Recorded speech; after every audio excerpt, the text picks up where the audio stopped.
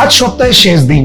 আজকে আমি আরো একটা টেক নিউজ নিয়ে চলে এসেছি। আজকে টেক নিউজে বেশ মজাদার গরম গরম খবর তো আপনারা পাচ্ছেনই, তার সাথে কিছু নতুন নতুন লঞ্চেসের ব্যাপারে জানতে পেরে যাবেন।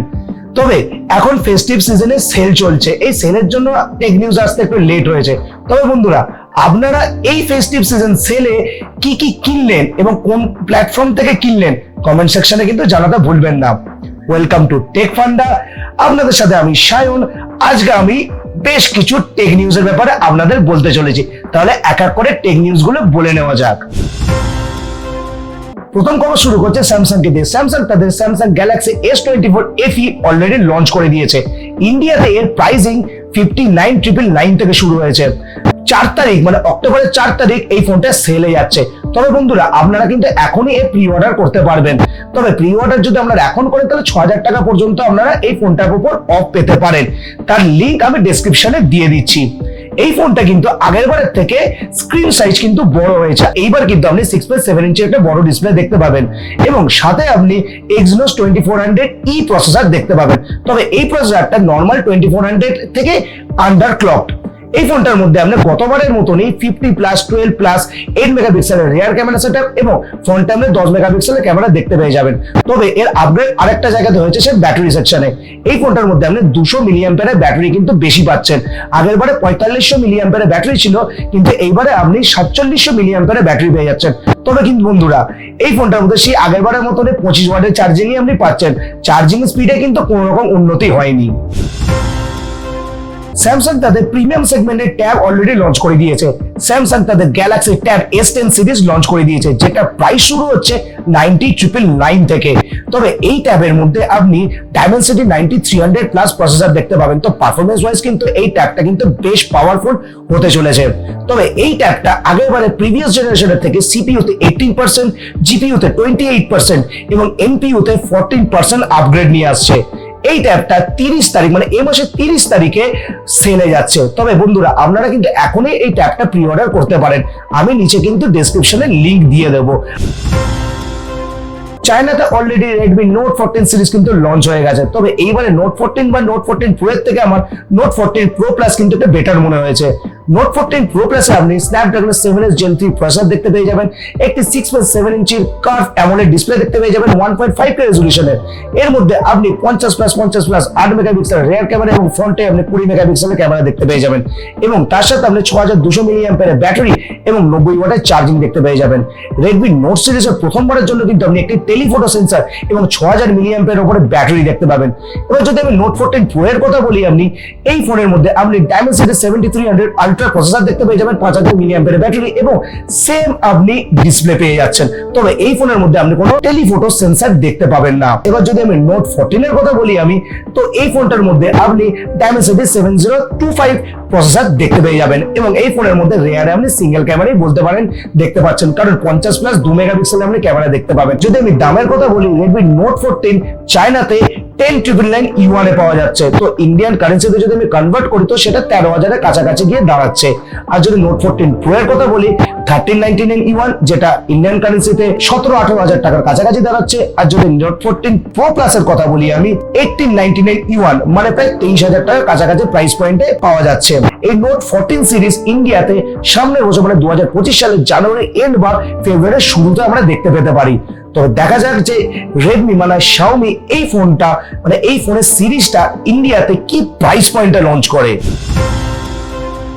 স্ন্যাপড্রাগন তাদের 8 Gen 4 প্রসেসরের কিন্তু নাম পরিবর্তন করে ফেলেছে।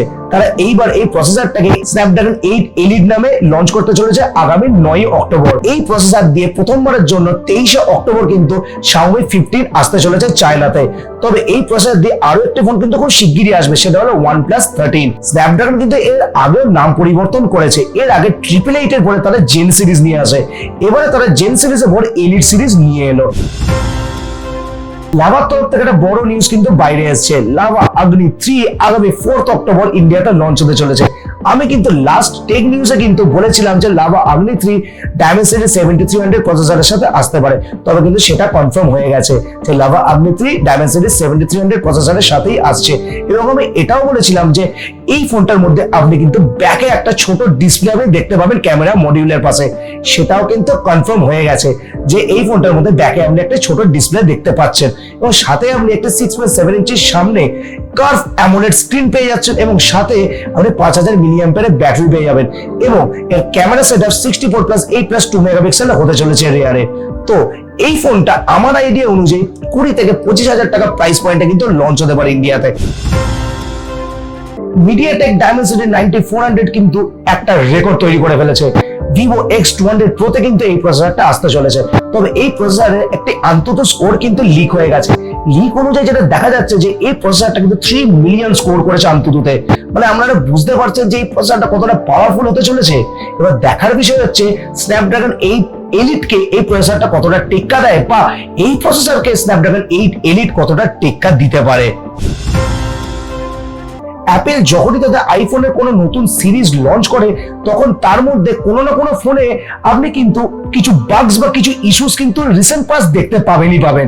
তো এইবার তাদের 16 Pro সিরিজে কিছু ইস্যুস কিন্তু দেখা যাচ্ছে।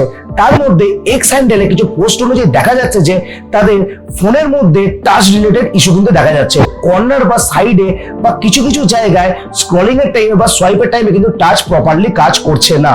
এবার দেখা যাক যে অ্যাপেল এই ইস্যুটাকে কত তাড়াতাড়ি ফিক্স করতে পারে। তবে অ্যাপেল ফ্যানবয়দের কাছে কিন্তু ইস্যুটা কোনো ইস্যুই না। মেটা তাদের কানেক্ট ইভেন্টে রেভেনের সাথে কোলাব করে একটা স্মার্ট গ্লাস অলরেডি লঞ্চ করে দিয়েছে, যেটা পরে আমাদের জুকুদা মানে মার্ক জুকারবার্গ ফেসবুকে কিন্তু একটা পোস্টও করেছিলেন এবং তার সাথে মেটা আরো একটা স্মার্ট গ্লাস লঞ্চ করেছে যেটা তার ওরিয়ন নাম দিয়েছে, যেটা এআই বেসড স্মার্ট গ্লাস। এবং এই গ্লাসটার মাধ্যমে আপনি এই গ্লাসের সাথে কথা বলে মানে এই গ্লাসের এআই এর সাথে কথা বলে আপনি মানে লাইভ স্ট্রিমিং, মেসেজিং, মানে ফটো ক্যাপচারিং, ভিডিও ক্যাপচারিং সমস্ত কিছু আপনি করতে পারবেন। যারা অ্যাপেলের আইফোন 16 সিরিজ কেনার পরে অ্যাপেল ইন্টেলিজেন্সের জন্য ওয়েট করছিলেন তাদের জন্য কিন্তু দুঃসংবাদ, কারণ এই মুহূর্তে কিন্তু আপনাদের ফোনে অ্যাপেল ইন্টেলিজেন্সের আপডেট কিন্তু আসছে না। এই অ্যাপেল ইন্টেলিজেন্সের আপডেট আস্তে আস্তে সামনের বছর মার্চ মাস পর্যন্ত হয়ে যেতে পারে। যেটা শোনা যাচ্ছে যে সামনের বছর মার্চ মাসে যখন অ্যাপেল তাদের আইফোন এসি লঞ্চ করবে তখন কিন্তু আপনি এই আইফোন এসির সাথেই কিন্তু অ্যাপেল ইন্টেলিজেন্স রোল আউট হওয়া শুরু করবে। তো বন্ধুরা, আজকের টেক নিউজ এই পর্যন্তই। আশা করছি আজকের টেক নিউজ আপনাদের ভালো লেগেছে। যদি টেক নিউজ ভালো লেগে থাকে, ভিডিওটা এতদূর পর্যন্ত দেখেই থাকেন, তাহলে ভিডিওটা লাইক করে দিন, আপনাদের টেক এনথুজিয়াস্ট ফ্রেন্ডদের সাথে এই ভিডিওটা শেয়ার করে দিন। আর যারা যারা এই চ্যানেলে নতুন এসেছেন তারা প্লিজ চ্যানেলটা সাবস্ক্রাইব করে দিন এবং বেল আইকনটিও প্রেস করে দিন। তো দেখা হচ্ছে আগামী ভিডিওতে। তো ততক্ষণ পর্যন্ত আপনারা সবাই সুস্থ থাকুন, সবাই ভালো থাকুন। Signing off.